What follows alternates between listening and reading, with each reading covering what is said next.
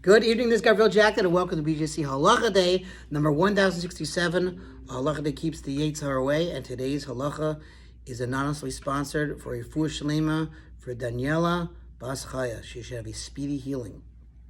Okay, we're continuing with the rules concerning the blessings said before enjoying food, drinks, and fragrances. Very interesting Halacha tonight.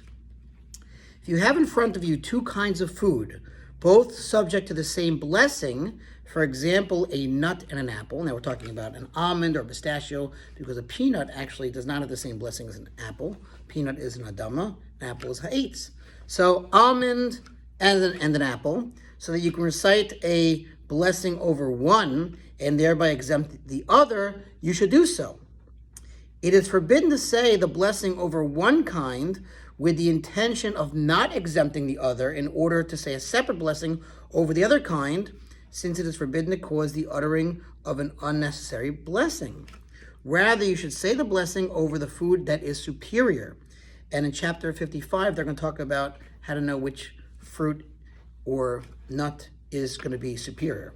So you should make the blessing over the superior food, and the other kind is thereby exempt, even though you did not intend to exempt it. But if you said the blessing over the inferior kind, then the superior is not exempt unless you had the intention to exempt it. But if you said the blessing without clear-cut intention, then you must repeat the blessing over the superior kind, since it is not proper that a blessing over an inferior kind should exempt the superior kind without intent. Says the footnote, this holds true even if the superior kind was on the table when you said the blessing over the inferior kind. So be careful to put the superior fruit first. Just like we give the Kohen the first aliyah, there's superiority amongst fruit. Thanks for listening. That was Halacha 1067 for Refuah Shlema for Daniela Bas Chaya, to sponsor Halacha 36-100 for the gold. See you tomorrow.